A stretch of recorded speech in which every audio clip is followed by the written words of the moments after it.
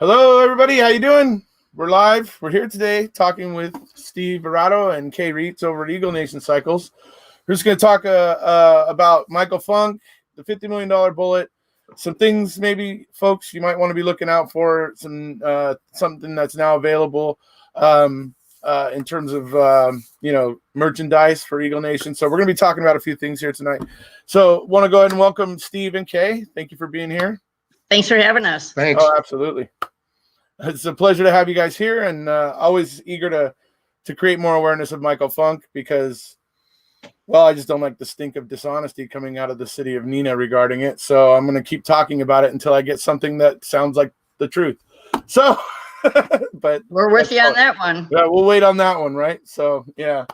So, anyways, we're here today, to obviously remember Michael Funk and remember him fondly for the person that he was, and for all the people whose lives he touched, and who still to this day are very passionate in supporting Eagle Nation and what happened that day when Michael was gunned down in the alley behind Eagle Nation. So it's important to remember Michael Funk was not the criminal in this situation, and the just straight up falsehoods that have come out of Neenah regarding it are despicable, to be honest. Claiming they warned Michael, it's not true. It's an absolute lie. Just many things. I don't want to get too far into the weeds right now, but many things why there's just a stench of dishonesty that comes out of Neenah regarding this. And then add to that everybody got rewards. So it's enough to grind my gears. And so, we're going to go ahead and talk about a few things here today. Number one, obviously the biggest thing to talk about is the $50 million bullet, the docudrama that's getting made by David Starr coming up. Right. Yep. And I think, Kay may have, some news or she knows a bit more about that. She's got a Facebook page you may want to tell us about, right? Okay, what we have is, it's called the $50 million bullet page on Facebook. It pertains strictly to Michael Funk, Eagle Nation Cycles, and anything that's affiliated just with that. That page is for that only, not about other cases or anything else. It's strictly for Michael Funk. Right. It's a page that we have for people that are involved with the $50 million bullet.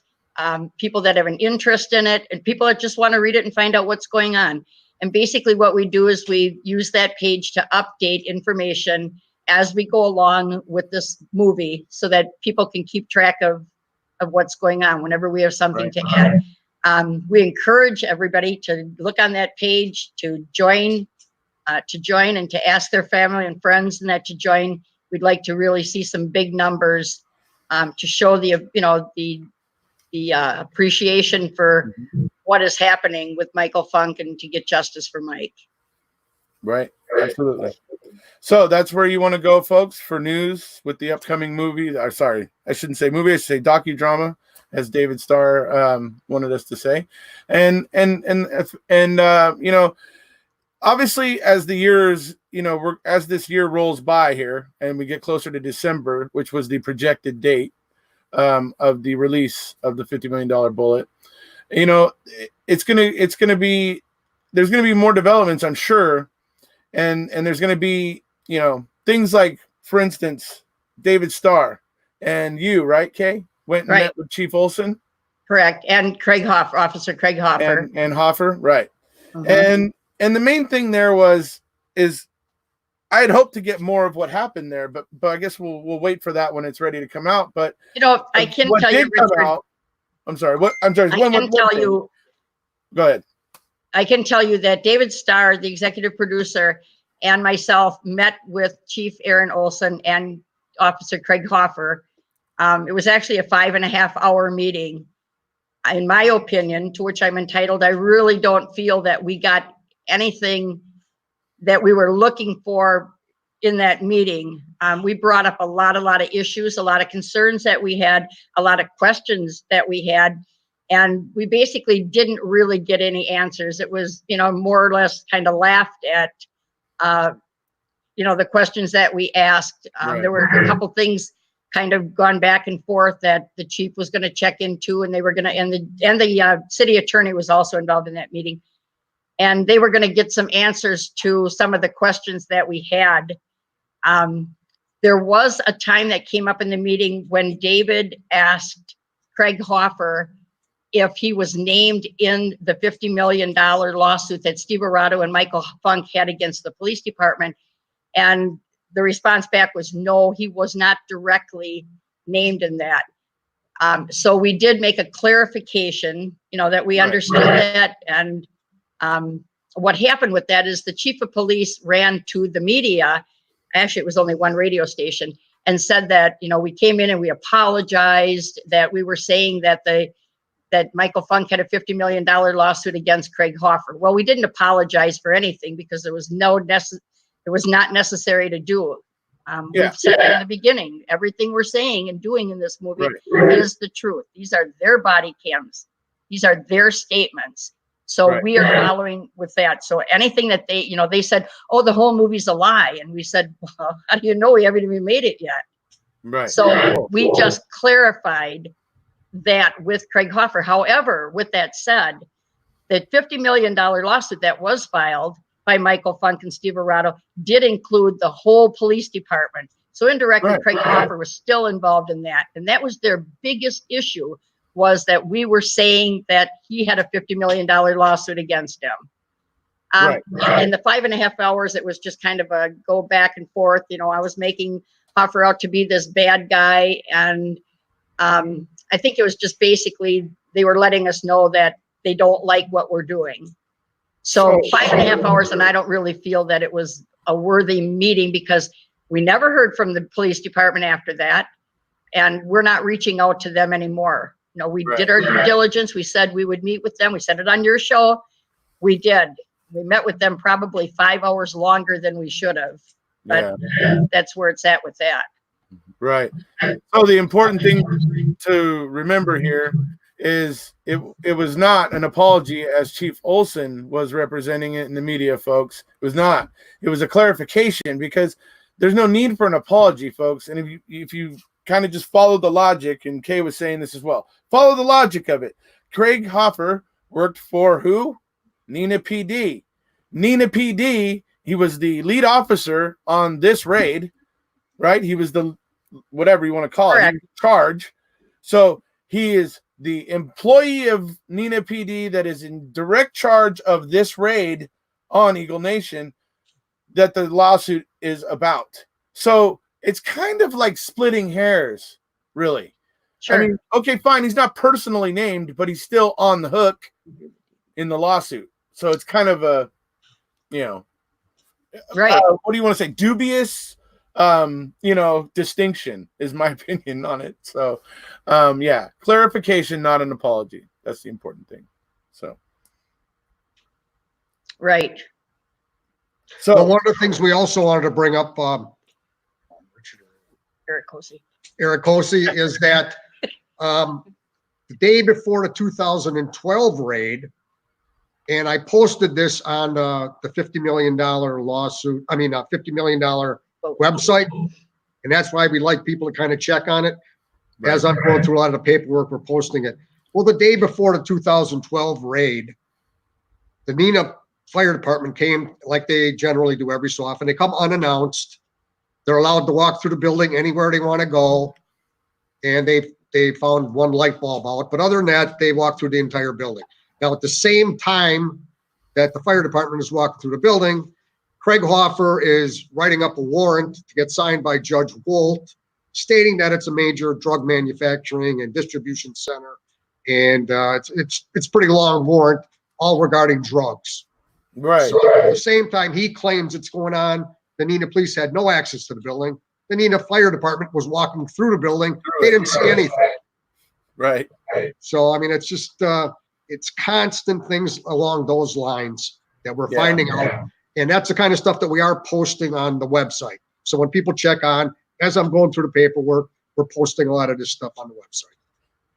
And also, they tried to make Michael Funk out to be this big bad, biker guy, and he was just this horrible person. Well, he had a concealed carry permit from 2 states. You can't be a convicted felon. You can't be a big bad guy and in trouble with the law all the time and have I have a concealed carry permit. I know the application I went through, the training I went through to get it. You can't have all that and do all that if you've got felonies and you're this big bad guy that's in trouble with the law all the time. Right. That's absolutely right. Yep. I'm pretty sure it's one felony pretty much knocks that out, right? That's right. And Wisconsin is strict with that. I bet. So, that was another thing that, they used this big thing. Oh, he had a gun. Well, the police never brought out that he did have a gun. He had a gun on him. He had a concealed carry. He was pulling it out and all that. I mean, I know all that, but sure. That's the thing. I mean, when you see somebody who's trained how to handle a weapon versus somebody who's not, there's a very clear kind of difference usually. Because somebody trained, you can tell they do certain things that they're trained to do. So they look, that way. Right. That's right. And he was a Vietnam vet. I think Hopper somehow misses that. I think Hopper somehow misses the fact that Steve was in the basement the whole freaking morning telling Nina PD that the hostage taker was not wearing Eagle Nation attire. Everybody else was wearing Eagle Nation attire. So let me correct you on one thing. It's that the entire time when I was in the basement, the Neenah police never talked to me ever. Oh. They just constantly went through whoever they had on the other line, but it was never the police, which is amazing. I'm the owner of the building. Don't you think at one point in time, over a couple hours, they'd have said, okay, what's open? What's the best way to come in? Different questions or something. They never did it at all. They never even acknowledged I was in the basement. Right. In fact, the negotiator asked Steve if there was a window he could crawl out. You saw where that would have got us. Yeah, right. Exactly. Yeah, anyways. And the whole thing, and we've gone through this before, and getting back to this concealed carry, the police said for 5 months that they told Michael to drop the weapon. And then it came out 5 months later when it showed on their own police dash cam that they never did that. Then they responded to, well, somebody told me they did. Well, I thought I heard somebody standing next to me say that they did. He did say it. He said it, but he said it after Michael Funk was laying on the ground and laying there like a sack of potatoes. And it's like when he does say it, I'm like, I wish I was standing right there so I could pop him in the nose when he said it. Yeah, and then the answer we got pisses me off when he says it. It's like you're expecting him to move at this point and drop it. I think it's dropped. Piece of trash. And then the city attorney tells us, well, it's not a Wisconsin state law that you didn't have to do that. Well, hey, you know what? But they lied about doing it because they were trying to color public opinion. See, they were trying to color public opinion. So they wanted to say that they had warned Michael because it makes them look better. It makes people less critical of him. Well, that was a lie. So people need to be critical of Neenah PD. That's my problem here. People need to be very critical of what happened and what went down here. But the statement that was released from the Neenah Police Department the day of the shooting, it was their first press release. That's where they first stated that Michael was told to drop the gun and wouldn't, so then he was shot. Then they subsequently provided medical attention, which we also found was another lie. So, I mean, they started from day one painting the narrative the way they wanted it to be, which is the complete opposite of the truth. Right. I'll tell you that 1,143 DOJ page report that we got, we've been really, of course, Steve and I have looked at that over the years and, the kind of with a fine tooth comb, but now with this movie and play, we've really everybody's kind of been picking it apart and, obviously looking at it to see what happened. That thing, Erekose, is so full of lies. I made the comment to one of the directors that's working with us, well, we don't need a screenwriter. We got 1,143 pages. Why don't we just use that? He said, Kay, that thing is so full of lies that would never tell the story that we need to tell. We can't even use it. It's so bad. Yeah. Now that speaks something right there when a director picks it out and knows the story and says, holy cow, it's junk. Yeah. And another thing to remember about that report is that we were not allowed any input. The report, if people want to read it, you can bring it up online. You can get the full report. None of it. The only time they spoke to me or any of the other hostages was at the Neenah Police Department the day of the incident, under the assumption that we were being arrested for the bait pile that they claimed we were trying to draw the police in so that they could be shot. Okay, they never once talked to us afterwards. Now, don't you think in any kind of a serious investigation, don't you go back to people and say, hey, did you think of anything different, or did anything else come up? No, the report that they wrote was written, it was a 4.5-month investigation, and they spent less than an hour with other people involved and spent the rest of the time stating nothing but what the police department said. Right. So that's actually one of our main concerns. I have had one person ask me what we hope to gain from this, and we're really hoping to get that investigation reopened, because it was never done. It was not transparent at all. They did not involve the people that were involved. They just wrote it. They wrote it from the policeman's perspective, and that it was handed out. No questions were allowed to be asked, and that's the way it was, period. It was over and done. Right. Yeah, they are the criminals. That's interesting though. It's the fire department coming through the day before is, to me, just very interesting. I think I'm gonna have to look into that. I'm gonna have to do a video just to focus on that, because that is just interesting. I mean, literally the way you put it, like they're coming through, they're literally walking through your shop that day when Hoffer is at the judge trying to say, this is a big drug operation that we need to go shut down. That's a good one.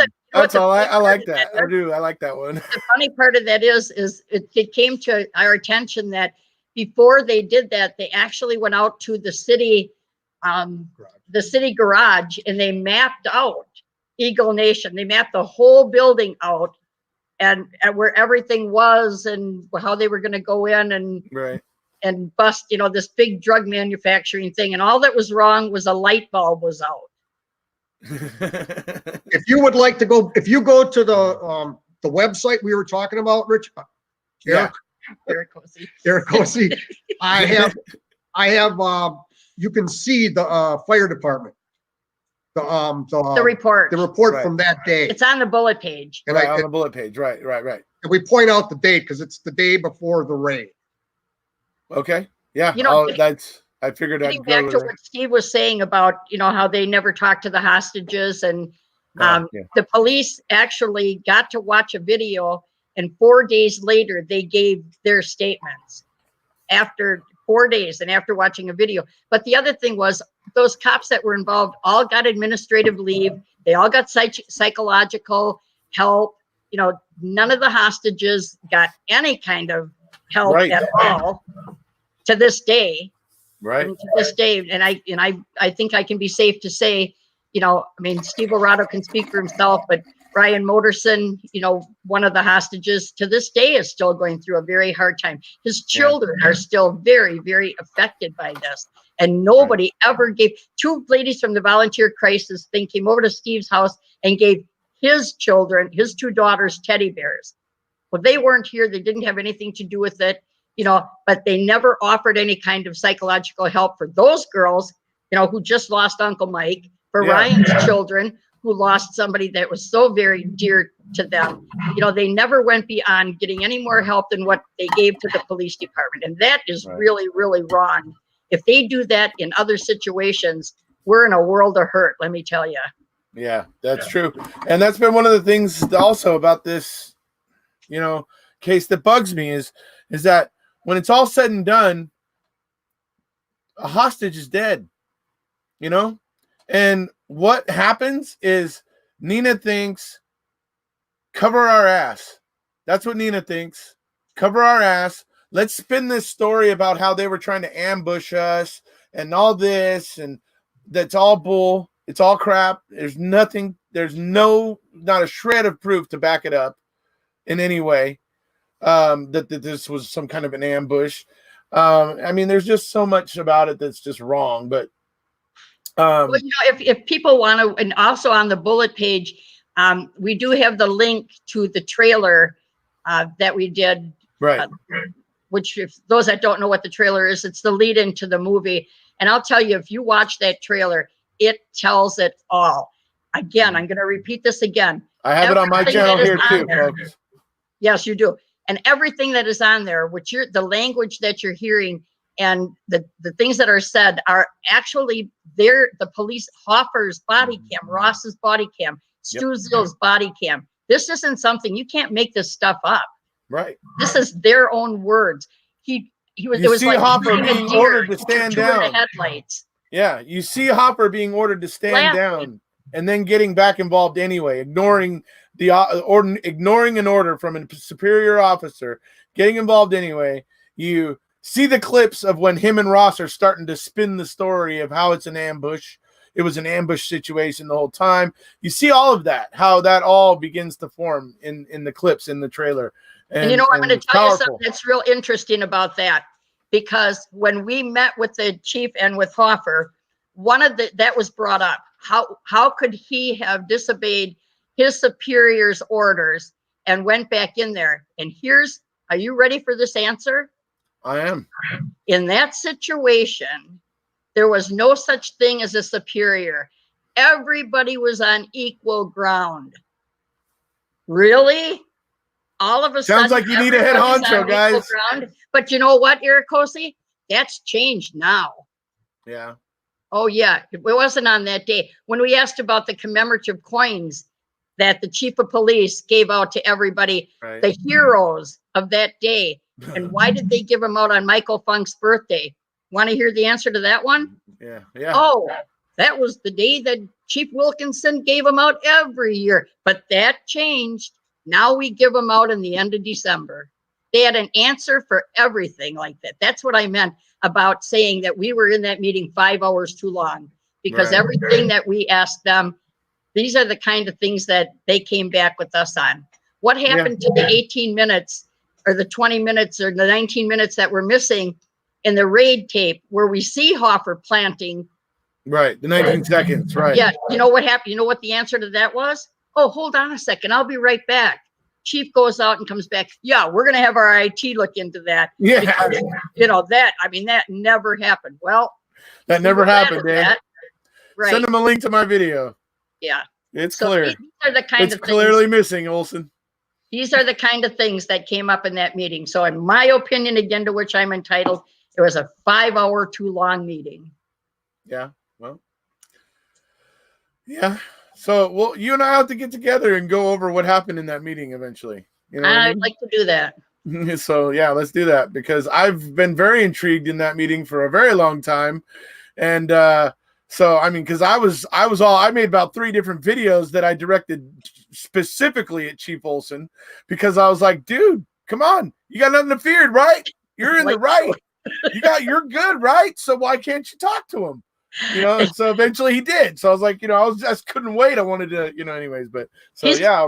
probably the only person that is not your fan, my friend. No, I'm sure he's not my fan, because I mean, you're not a fan of his. Well, I'm not a fan of his either, but I'm sure he's not a fan of me either, because he sees that I've got nearly 7,000 subscribers and I'm calling BS on Manitowoc, which is only an hour away from him. That's so right. He knows, he sees that he's on the precipice here, that this could go badly for Dina, but so, and a lot more people are paying attention. I mean, a lot more people day by day are starting to pay more and more attention to this. So I'm very happy about that.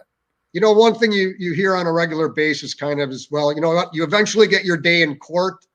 Well, Eagle Nation had 3 separate lawsuits between the $50 million lawsuit. When that was thrown out, another lawyer filed a motion to reconsider. And then you had the lawsuit that was filed by Michael Funk's widow. It was all thrown out by the same judge, same federal judge. And after I discussed with the law firm out of Milwaukee, it's a civil rights law firm, he said they did everything they could possibly do to never allow attorneys to present the case to a jury. Because the jury, he said, they would have had no trouble convincing a jury of what happened. They made sure that none of these cases were ever allowed to be presented in a courtroom to a jury. Right. I know every so often you'll hear people asking, well, what happened in court or whatever. Everything has been thrown out. You know, we got Hoffer on tape planting drugs in my office. That was thrown out. Yeah. You got the 90 seconds missing on the tape. So everything like that could have been used by an attorney to a jury has been thrown out and not allowed to be used. You know, like I said, it was just by the grace of God and a divine intervention that I truly believe in, that police car was sitting at the end of that alley that day with that dash cam running, in that car, because that is what really, you know, between that and the show like we had on the trailer thing, you know, between those body cams and that dash cam, that told the whole story. We don't have to make up anything. We don't have to add anything. We don't have to embellish on anything to make this into a movie. It's all there. Yeah. I agree. It's obvious what happened, and it's obvious that their words are not truthful. And so that's the all they obvious had to question be in the is, you have to beginning. ask yourself, wait, why, if the truth is on their side, as they claim, would they start lying? Right. That's where it starts. That's where it starts to unravel, folks, because you don't need to lie when the truth is on your side. That's the trick.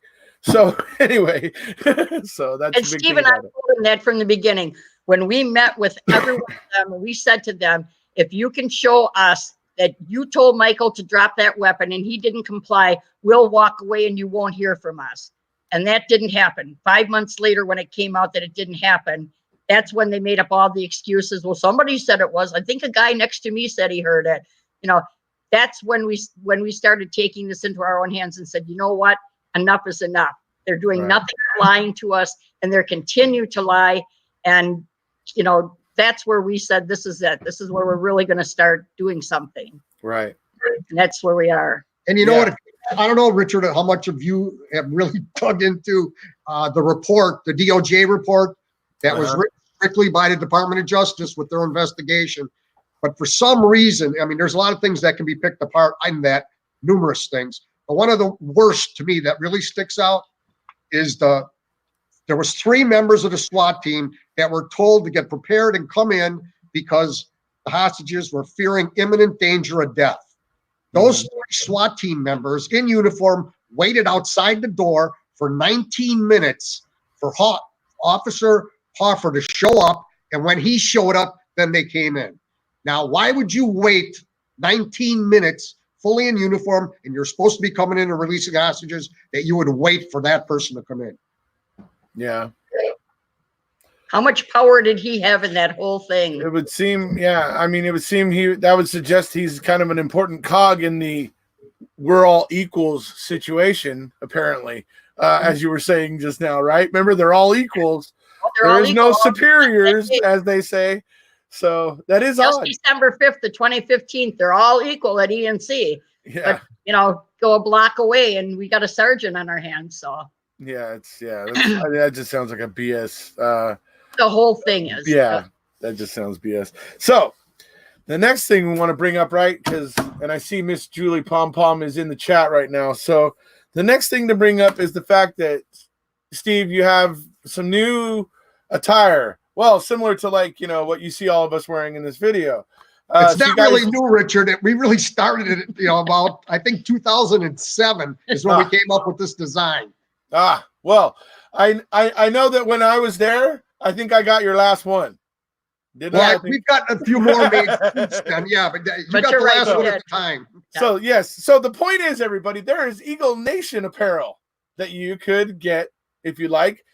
But what maybe Julie Pom Pom could help us out with is we're trying to look for a way to set up a website where people could pay, Eagle Nation through PayPal or whatever for the attire, so that we can make the paying process a little easier. And we're hoping maybe, Julie, you might know how we could set that up. So if you could, Miss Julie Pom Pom, help us out with that, that'd be great. But folks, we're going to figure it out. If you guys are interested in getting some of this and other apparel, we have the hoodies now too. I'm sorry. And you got the hoodies? Yeah. You can get a nice hoodie. Things that were available at the time. These have been available on and off for years. They're not new, right? The idea is not new, but a new batch has been made. So if you want to get some Eagle Nation attire, you know, there's the hoodie's pretty cool. You know, we all love hoodies, right? So when we're going out somewhere in the evening, we could just throw something on real quick. Hey, you can represent for Eagle Nation with an Eagle Nation hoodie. So we will try to, Julie says we'll make it happen. Awesome. Thank you, Julie. You rock. Thank you, Julie. So we'll try to set up this website, folks, where you'll be able to use PayPal or whatever to pay and do that sort of stuff. We'll try to make it easier for that process to happen. So that's exciting. I know that Linda Kay got her Eagle Nation shirt like this one here. And I know she posted the picture of it in chat yesterday. And she's like, oh, look at it. And I'm like, oh, and I was just like, oh, so she was all just over the moon getting her. But they are really nice. They're real good quality. The hoodies and the shirts they're very good quality. Really, right. really nice. These were the ones that we were wearing the day that it happened. The uniform. This was the uniform of the people that worked here. That worked there. Right. That's awesome. So here's Julie saying, we love you, Julie. You're awesome. Thank you, Julie. We really appreciate it. Yes, thank you. And Jane Sharp says, whoops. Jane Sharp says, I would love an ENC hoodie. So hey, we'd love to have as many people wearing them around the states as possible. Absolutely. Sure. And you might even have some people wearing them abroad, like in the UK and Australia. Let's do it. And other places. So so yeah. Oh, here regarding Linda and her Eagle Nation shirt. Yeah, everything is the same on the hoodies as what you have on your shirt. Yeah. Printing on the back, on the arms. Yeah, sure. Maybe we can get Steve to kind of. There you go. Oh, there you go. Yep. You can see the whole Eagle Nation. You got the Eagle Nation, on the back of it and everything. Yep. We're good. I got it down the arms even, so you got the Eagle. I do on the hoodie here. On the arms there. So yeah. I love these. I love this shirt. I kind of only wear it for broadcasting because I don't want to get it all ratty. And but so. Well, maybe we can get you another one. Yeah, maybe I'll have to get a second one that I can take out. What sizes do they come in? Does it matter? From small to triple X. Yeah. I think this one was a single X. Oh, I think it was. I don't know. We'll see. We'll work that out later. So, I guess the last thing we want to talk about is something that might be interesting for folks that are local to Eagle Nation there, or local in Wisconsin there. Is Steve has been doing a little get together once a month there down at Eagle Nation Cycles, and where they get together for one night and they just hang out, talk about things, remember Michael Funk, and this could be a thing where once a month, this year leading up to the movie coming out, this little get together once a month could potentially have some people involved with the movie there maybe sometimes. So it could be kind of cool, to go show up if you're local and potentially get to see some cool stuff. And again, but if nothing else, you get to hang out with people that are remembering Michael Funk. Sorry, go ahead. And the date and the time and, everything will be posted on the bullet page. So like I said, we encourage people to get signed into that bullet page and keep an eye on it. Yes. So join the bullet page and you'll get the updates of when these nights will happen each month. So what we were doing is we were recreating what me and Michael Funk did years ago. Once a month, we used to get together we call them customer appreciation parties. Mm-hmm. And we just, got a cash bar in the basement. We got food, music. Right. It's just in the basement of the shop. It's just the poker table, hanging out, and, kicking it around. And then we had a real good time. We had one already now. And we always do a shot to Michael, but that's guaranteed. Right. And, there you go. But if anybody wants to do it, our next one's March 7th. We're going to try to do it at first Saturday of the month every month, but we will be posting it so you'll know for sure. And if people do want to come from out of town, we've had people from Milwaukee and Chicago coming up. Right. So get on your private jet and get ready to jet up. Julie, I think no, probably because Julie's asking if it will coincide with Rally in June. I guess you could possibly consider making it coincide with Rally in June. Just let us know. We can make can it have a work. party anytime. Yeah. Yeah, we can make it work. So yeah, We let's can see have if a we can party make that. anytime. Yeah. So okay, so we'll try to set it. I think it's the 21st of June. I'll double check that and I'll let you guys know. And then you guys can kind of coordinate with that. We'll make So that'd it. be cool. We'll make it happen. We'll talk with you on it. We'll make it happen. Okay, right on. But you guys are 45 minutes away once you get to Manitowoc, so you know the drill. You've been here before. It was more like an hour. Was it an hour? I wanted to speed, but I didn't. Well, now if you know there's a party going on, Erekose, and we have Dr. Pepper, you'll make it in 45 minutes. There you go. Dr. Pepper and Scotch. Anyway, There you go. not It can together happen. though. Separately. But anyway. You had me at Dr. Pepper. I love Dr. Pepper. I love Scotch though too. So I love them both, but not together. No, we can work something out. That can be our plan for that Saturday night. So absolutely, yeah. So that's cool. That'd be cool because then we might get a bunch of people from Raleigh that'll come over and show. Oh yeah, absolutely. We'll work with you on that. Yeah. So I'm sure we'll talk before then. The one thing we both have in common with both cases, I think we're the only people with trying to sue the state of Wisconsin for large amounts of money. Right. Stephen Avery was first. Look what happened to him. Right. Me and Michael were second. Look what happened here. So it's kind of a warning from the state. Yeah, there's potentially Moral a pattern. of the story is don't here. sue the state. Don't sue your local police department. Right. Yeah. Don't fight the law. I fought the law and the law won. I don't know. Anyway. Yeah, well, they're not going to win in this case. Well, they're not going to win ultimately. But there is a lot of the same consistent things between us and Manitowoc that's really sad and very scary. And we hear that from people a lot. We wear our Eagle Nation attire and we go out to the local Walmart, and I still get stopped by people that bring up the making a murder and using that, tying that in with our case. And people are scared with that. It's, yeah. It's a pretty scary thing. I'm afraid to drive through town, and I'm afraid of my local police department. How do you teach your kids that policemen are good, when they see, like, I use Steve's kids and Ryan's kids as an example, and all the 30, 40 kids that they used to serve breakfast here that Michael served breakfast to on Saturday mornings before they went downstairs to the skateboard down there. How do you tell those people policemen are good when they're the very same people that killed their friend, their uncle?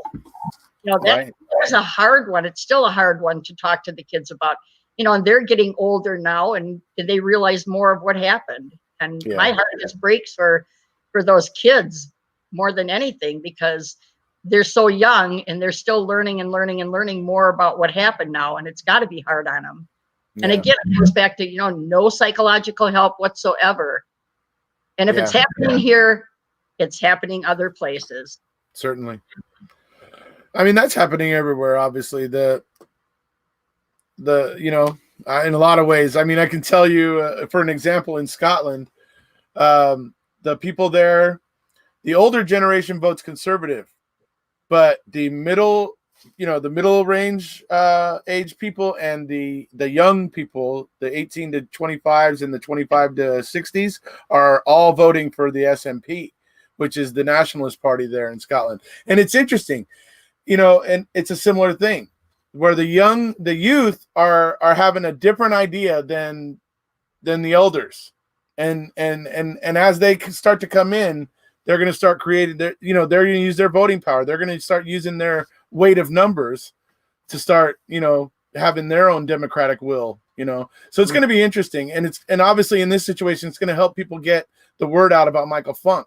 Sure. More and more young people getting involved and seeing this and going, well, no, wait a second. I don't want to be living in a place where this is like hunky-dory, where this can happen and everybody just looks the other way. And that's going to get people involved. So, that's a good thing, obviously. So sure. Great.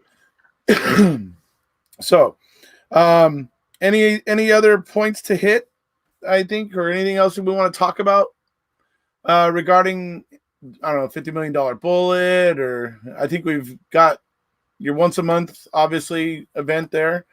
Is there anything, other events going on? Any other things people can be looking out for? No, the main thing would be if you could check and sign up for the website, you'll know anything we got going on from the copies of the fire inspection from 2012 to the next party. We put everything on the website. Right. And if anybody out there's got questions, like I said, that page is, strictly for the Michael Funk thing. And if they've got questions on it and that, we'll be happy to answer their questions and explain anything, that if they don't understand something, we'll be happy to explain it.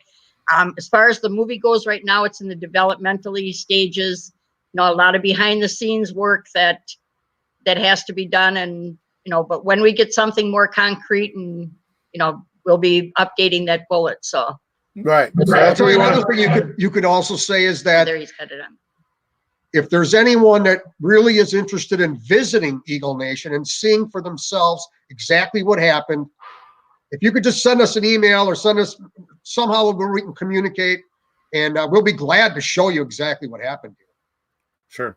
Through the Facebook page. So through this Facebook page, folks, that you're seeing, right down here, through that page, you can contact them, talk to them. You can comment, obviously, on the page. I think there's probably an option there to be able to message them privately if you want to. If you're not looking to do it publicly, I think that option is there. But basically, you want to go to this page, folks, and this is where they're going to be posting about whatever's coming up. You know what I mean? So this is the place to get the news about this. So you might want to go ahead and go over there and like it, join it, whatever you got to do, and just pay attention to what's coming on the page there, because it's going to be feeding you about the movie. It's going to be telling you about events there at Eagle Nation Cycles. It's going to tell you about, obviously the clothing, apparel, things you can buy, all that stuff, all stuff Eagle Nation, all stuff $50 Million Bullet, all stuff Michael Funk. As well as one-stop shop right there. The trailer is on that page. Just want to warn people, if they're going to go on and watch that trailer, it is rated R for language, by Officer Hoffer. It's certainly not for children, and it's very powerful. There's a song on there that I'd like to bring up about the $50 Million Bullet that our friend Michael Murphy wrote. That's an excellent song. Yes. That's on the bullet page. And there's another song on there by Kevin Sturgis, another friend of ours that did a song dedicated to Michael Funk. We encourage people to, go on that bullet page, listen to those songs, give us your feedback. What do you think? That's what we want to hear. We want people to be involved with this. We want to hear from people what they want to know, what they think about what we're doing, how they like the songs, any ideas and or whatever. That's what we want to do. We want to open it up to everybody. So I really encourage everybody to listen to Michael and Kevin's songs, give us their feedback on that. And again, that trailer it's pretty awful, but it's real and it's true, and it's their body cams. Right. Yeah, for me, the two high points. Number one, the one officer telling Hopper he shouldn't get back involved after being hit, which I believe is sound advice. And the other clip of when you see Hopper and Ross beginning to spin the lie about how it was an ambush. When you see that happening right on camera in front of you, where they're all of a sudden going, oh, this is bad. We need to do something because we're going to look bad. It just smacks of that desperation when you see that clip in it. So, yeah, and everybody, really that's like I said, it's powerful. It's in the $50 Million Bullet trailer, folks. So you can find that on my channel. You can find that $50 Million Bullet has a YouTube channel where I got it from. And I think Linda Kay also has it on her channel. So go check it out. The trailer's interesting. If you haven't already seen it, it's got actual live footage from what was happening at the time on the ground, body cams. Obviously some of it comes from a cam that was in a police cruiser that was parked down at the end of the alleyway. So various footage, the whole thing is caught. And so the trailer picks out some of the best bits for you. So if you haven't seen it, go check it out. Yep. So I think mainly everybody keep your eyes out for the $50 Million Bullet, obviously, which is the docudrama that's going to be getting made. And this is not an anti-cop movie. It's an anti-bad cop. That's something that David Starr wants to make very clear, folks. And he wants everybody to, he wants everybody to understand that, and I agree with him because I'm the same way. I am not anti-cop. And Eagle Nation was one of the things that you guys said to me when I first arrived in Neenah last year for rallies. You guys were very, very, you made the point of telling me how you were not anti-law enforcement and all that sort of thing. And David feels the same way, and I feel the same way. I'm not anti-law enforcement, but you show me a cop that's lying and looks dirty, and I'm going to dig in. Because if I can, if there's, let me put it this way. If I give you my trust as a law enforcement officer and you break that trust because I give you more liberty as a law enforcement officer and you make me regret that, I'm going to fry you. I'm going to dig into you and I'm going to make sure you're removed from our society because you are a cancer on our society. So I will do everything I can to make sure I expose you. That's just a little advice. But if you're a good law enforcement officer, you have a friend in me. And that's basically the way I feel about it. Law enforcement families. My dad was a deputy sheriff. I mean, I grew up around police officers all my life, So again, we want to make that very, very clear. We are not anti-cop. And we don't want the few bad apples, One of the things we did post is that we do not want revenge. Right. We just want justice. That's all we're looking for. Absolutely. Yep. So, all righty. Remember, everybody, it's about remembering Michael Funk. It's about getting justice. Just as I encourage everybody in the Stephen Avery and Brendan Dassey case, support in a way that's, classy. We don't want to be seen as a bunch of unruly jerks, who support Michael Funk or support Stephen and Brendan. We want to be under control. We want to be thoughtful. We want to, like I said, not be a bunch of jerks. So keep those things in mind. Right. Always keep those things in mind. So, absolutely. All right. Thank you guys for being here. It's been a pleasure speaking to you. As usual, we appreciate you. Yeah. Thank you so much. It's hey, look, it's when you have a passion for this stuff, it's, I just can't let it go, basically. But anyways, thank you to everybody out there in the chat for showing up and letting us know your thoughts over in the chat. We're going to be obviously revisiting this soon, hopefully with another interesting friend of mine that I met through my good friend Sharon Sunshine. And hopefully we'll be back real soon with that one. You guys can look forward to the video I'm doing tomorrow about Stephen Avery and Brendan Dassey with McGilla and Mr. Capaldi. So look forward to that tomorrow, folks. If you haven't already, please hit subscribe, and we'll see you. Thank you. Okay, and cut.